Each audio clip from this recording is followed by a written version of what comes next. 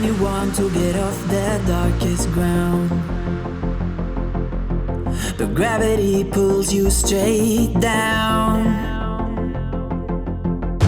Earth from a bird's eye view. You should grow feathers and see this too.